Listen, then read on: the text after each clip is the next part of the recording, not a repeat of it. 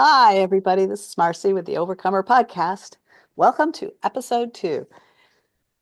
In episode 1, we talked about the consequences, some of the consequences of anger outbursts or rage that comes up out of us, and its effect on our loved ones. We also talked about the fact that you can actually do something about this. Those buttons can be removed so that you're not reacting in anger or rage any longer, and you're able to be more uh, rational when confronted with a situation that is maybe unfortunately familiar to you. And we also talked about the fact that Jesus wants to heal all those buttons. He doesn't want you living with these things in your subconscious. So let's talk real quickly about spirit, soul, and body. Now, this is going to be very basic. Most people understand this, but I just wanted to make sure we're all on the same page. We have a spirit, we have a soul, and we have a body.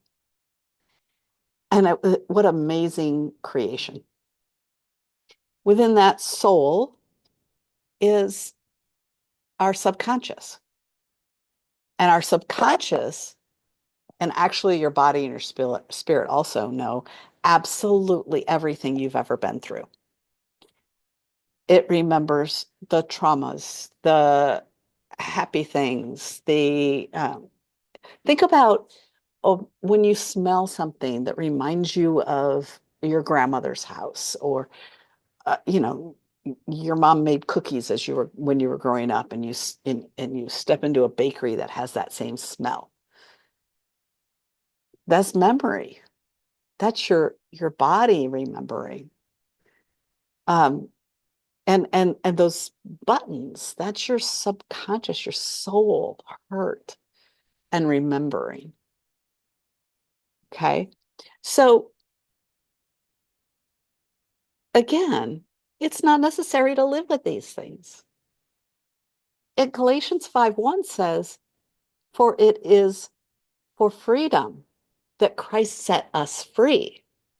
Now, when I first read that, I was like, well, that's weird.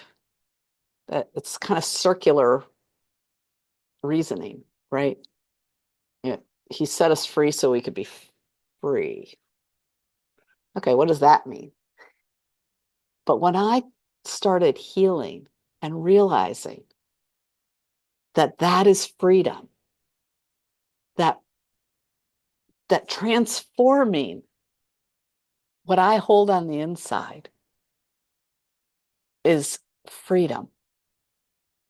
When I don't react in an angry manner anymore, and my kids, that means I have gained freedom. And oh, how glorious it is, you guys. It is glorious. So, today, let's talk about another consequence of those anger outbursts. Okay. This is something I know. Anybody who has these, I guarantee you that what happens is you go into shame. You're so ashamed that you behaved that way. And so every time you do it, every time it happens, you heap more shame on yourself. So pretty soon, you've got this huge heap of shame, and that's not God's way. That's not God's way at all. And the enemy loves to use shame against you. So guess what? God has a solution. He has a solution to everything, right? So why don't we tap into that?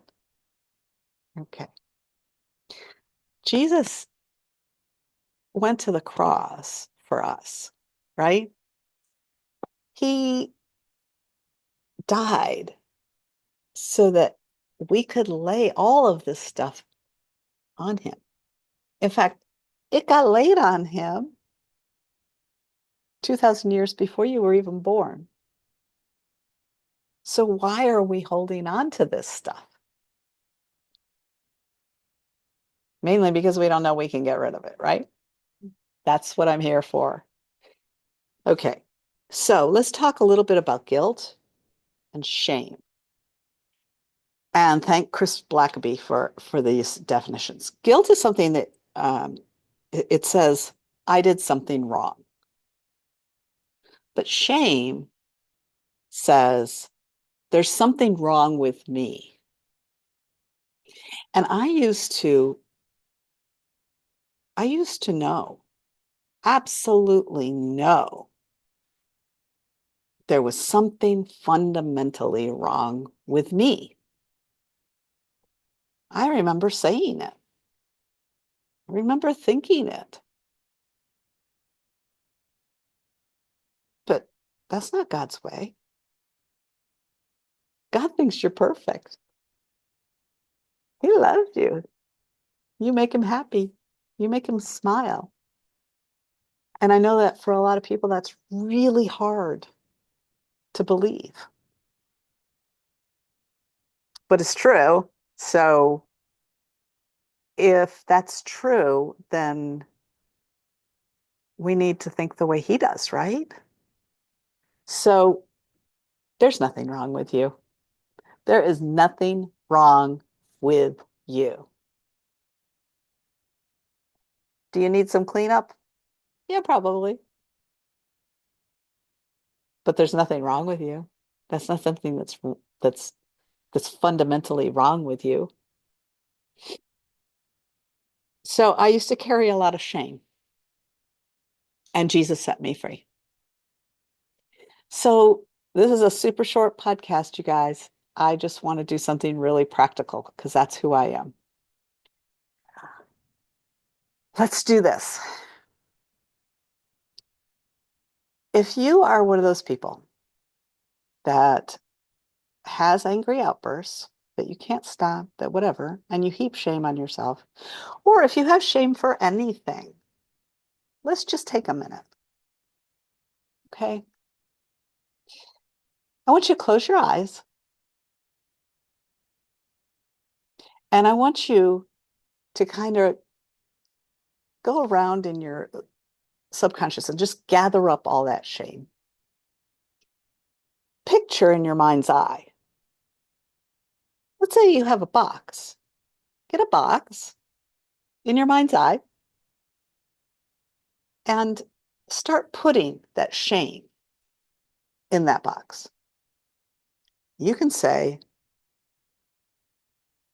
in general, just here's the shame for this, here's the shame I have for that, or I don't know what the shame is specifically from, but I'm putting the shame, I'm putting all of it in there.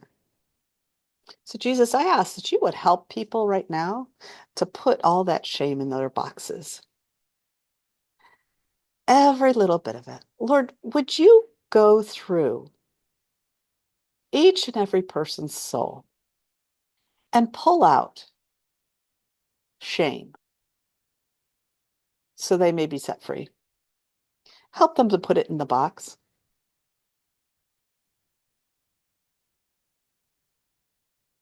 Okay, now that you've got it in the box, got all that shame in there, in your mind's eye, I want you to picture Jesus coming and standing in front of you.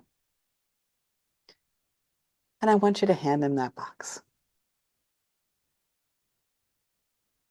Over and done. He's taken it, and that is it. You no longer carry that.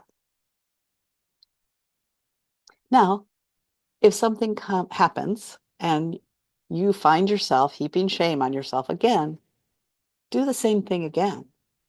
Jesus doesn't want you to have that.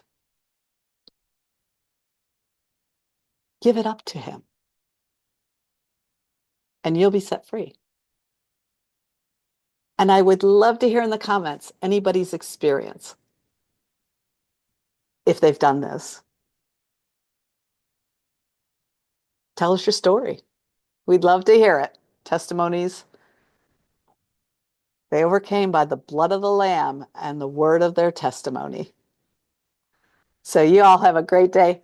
God bless you and keep giving it to Him.